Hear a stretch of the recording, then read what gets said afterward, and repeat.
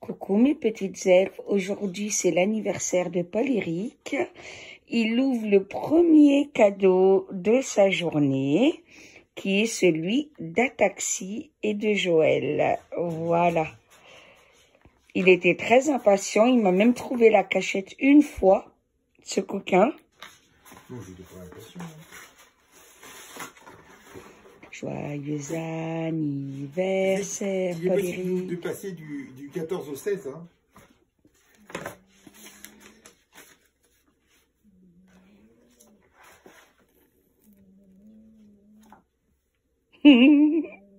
Ah, c'est un bouquin de René Laurentin. Excellent.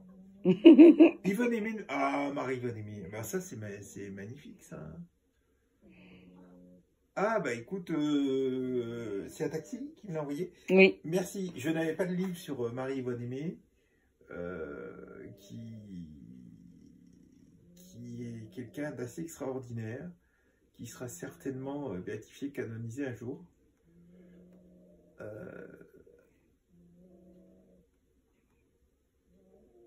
Il y a Chouchou qui rouvre derrière, c'est trop mignon.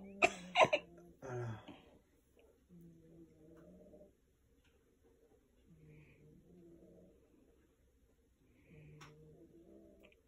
Alors, comme tu vois, Taxi, il est déjà pris dedans, hein.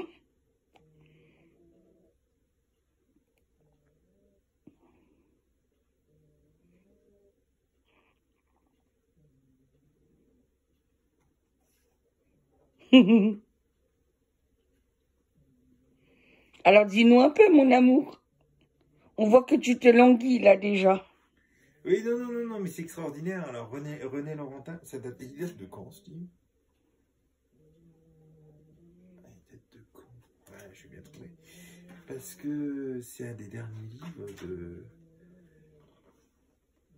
2012.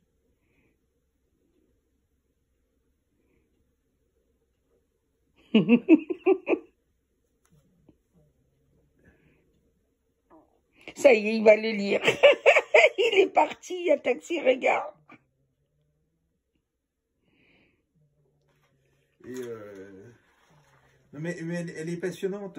Elle avait fait des prophéties qui sont réalisées, hein, quand elle annonce qu'à la fin de puisqu'elle a été résistante et chef de résistance en plus, quand elle annonce que en Normandie, la seule ville où il n'y aura pas un bris de glace, ce sera Bayeux, ce qui est exact. C'est la seule ville qui n'a pas été détruite, qui est intacte, où on voit la tapisserie d'ailleurs. C'est pour ça que De Gaulle s'est rendu là, parce qu'au moins il pouvait voir des gens. Et également tout un tas de choses. C'est une femme assez extraordinaire. Et ouais, il a bien détaillé. Ah purée. Ouais, bah c'est René Laurentin. C'est que René Laurentin, il a été longtemps, il a terminé évêque, mais René Laurentin, il a été longtemps nommé par les évêques de France, chargé de vérifier tout ce qui était apparition, etc., tout ce qui s'ensuit. Donc il a rendu un avis favorable d'ailleurs pour Garabandal, ce qui n'est pas le cas du Vatican, mais lui oui. Je vous rappelle que Garabandal a été confirmé aussi par Padre Pio, donc le Vatican pourrait peut-être, là il a fait une petite erreur. Pour Medjugorje, bien sûr, pour des tas d'autres, il est assez étonnant. Je crois qu'il est décédé parce qu'il était très âgé. Et il s'est intéressé à tout un tas de choses, en particulier aux Français et aux Françaises. Hein, et il y avait beaucoup de travail à faire.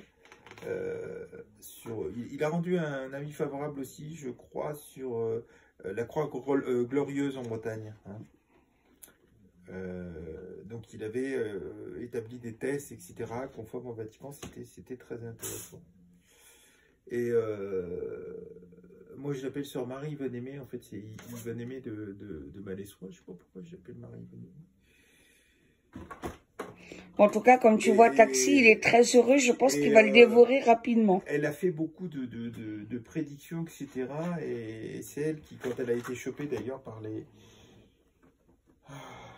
SS, par la Gestapo, Orfra, elle est apparue à ce monastère en disant une torture et tout. Et en fait, c'est Saint-Michel, je crois, quelques secondes après ou quelques minutes après elle est apparue à son monastère, qu'il l'a amenée à son monastère.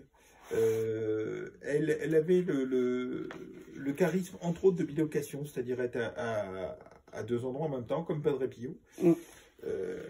Alors, c'est quelqu'un qui a tellement fait de choses, c'est un peu comme Marthe Robin et tout, que l'Église est perturbée par ces personnes-là.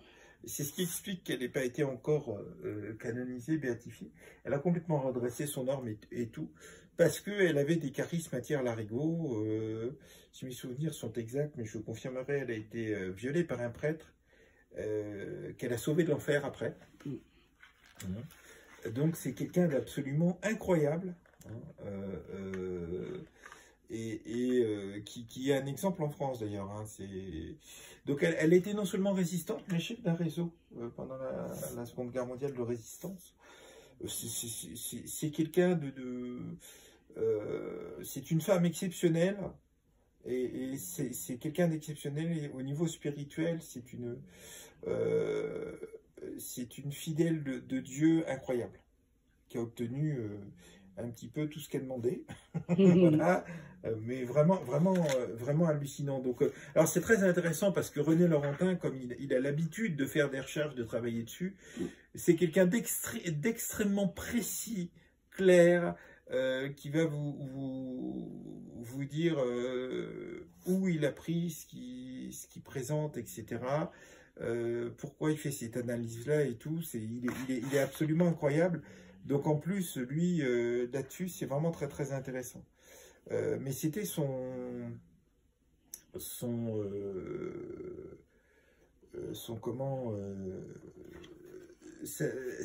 mission, hein. Donc quand il fait des livres sur des personnages comme ça, ces livres sont forcément hors du commun.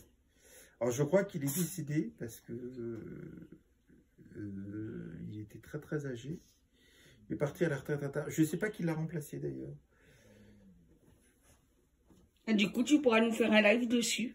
Ah oui, ça, je pourrais vous faire un live dessus. Mais c'est quelqu'un d'absolument hors du commun, une femme et une Française.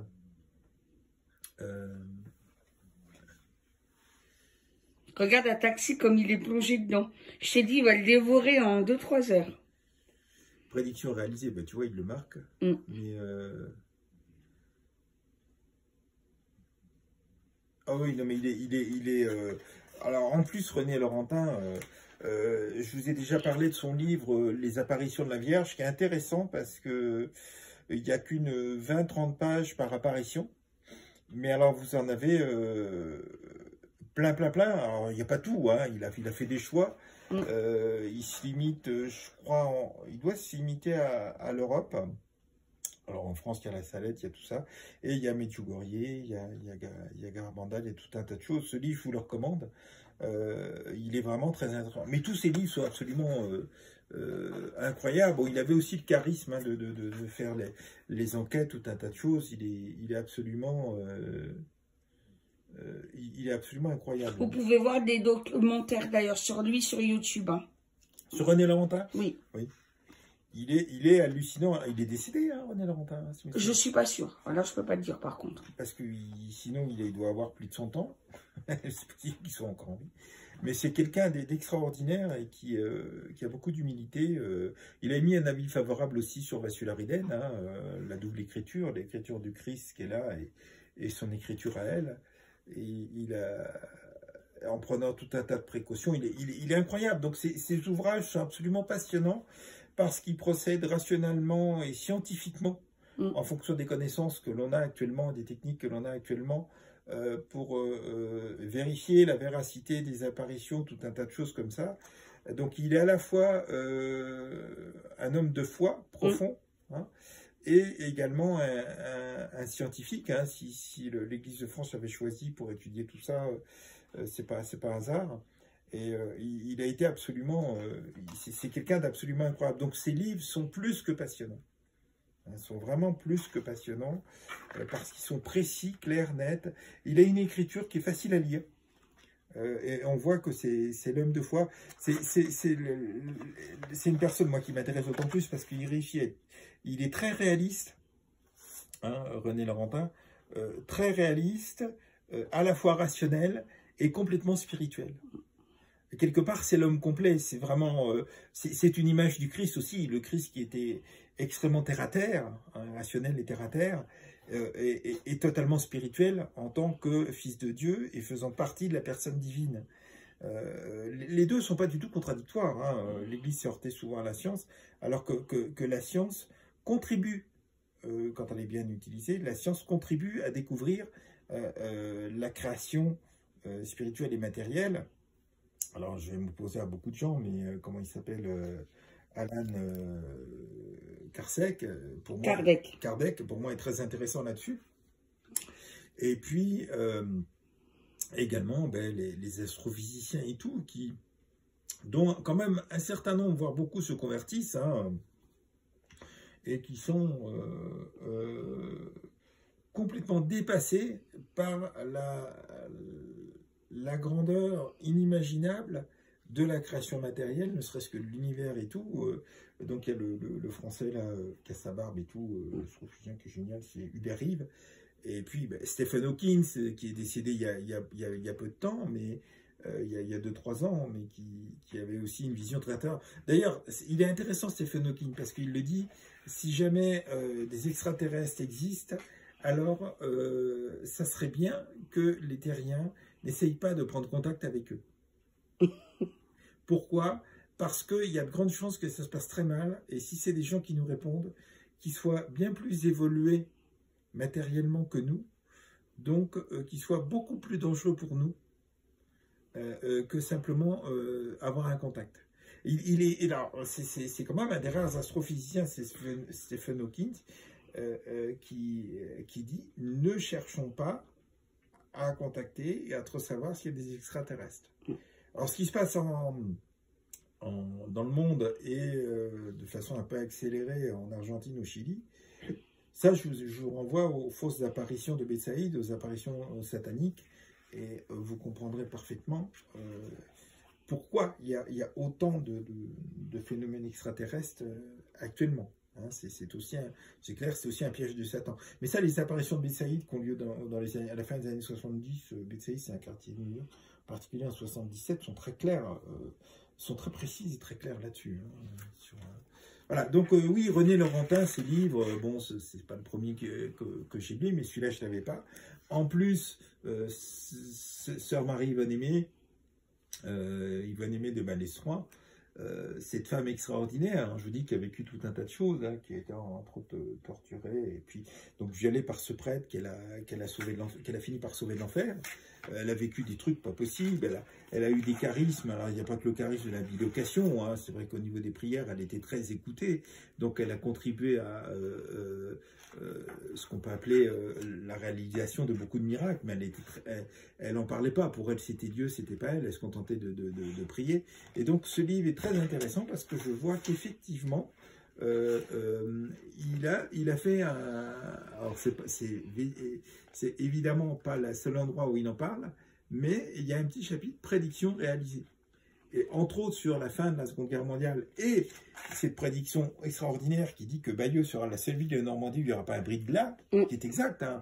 Vous pensez à Caen, à ce que vous voulez, ne parlons pas des plages du département, et puis après ça s'étend d'ailleurs, Le Havre et tout. Je vous rappelle qu'il y a 40 000 morts, rien que par les bombardements alliés dans les villes des côtes françaises, au débarquement, soi-disant pour bloquer les Allemands, alors qu'en fait, ils sont aperçus trop tard que ça ne servait à rien, parce que les soldats se cachent beaucoup mieux dans une ville en ruine que dans une ville pas en ruine. Voilà. Donc, mais s'il y a eu 20 000 morts par les envois de V1, V2, les bombardements de Londres, hein, dont on parle beaucoup, on dit c'est une catastrophe, n'oubliez pas que rien qu'en quelques semaines, sur les côtes françaises du débarquement, il y en a eu 40 000, ce qu'on oublie toujours. Hein. Donc les Américains n'ont pas signé le fait de pouvoir porter plainte contre les militaires et tout, ça c'est très facile, mais ils ont aussi des choses à se reprocher, ça date pas de maintenant. Donc Marie-Yvonne Aimée, entre autres, c'est intéressant parce que toute sa vie, elle a un rôle primordial, mais elle est quelque part au cœur de la Seconde Guerre mondiale, en tant que résistance, chef de réseau et tout, et par une partie de ses prédictions. Tu feras un live dessus. Voilà, par une partie de ses prédictions d'ailleurs. Donc c'est vraiment très très intéressant. Et ben je suis très heureux à Taxi que tu m'aies offert ça. C'est vraiment excellent. Il va être lu plus vite qu'il a été envoyé.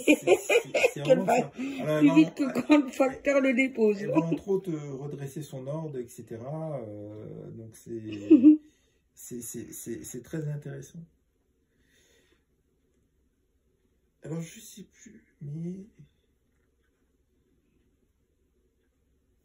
Ouais. Est-ce qu'elle a connu... Ah oui, d'accord. Là, tu vois, Taxi, comment il est dedans, hein, déjà.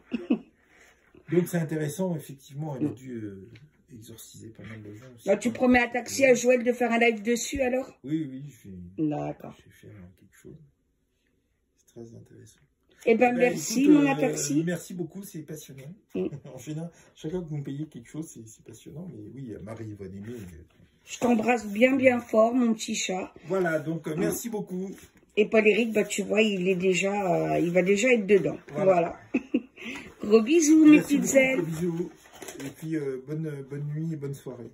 Un cadeau de la part d'un Taxi pour Paul-Éric, bon anniversaire. Merci à Taxi.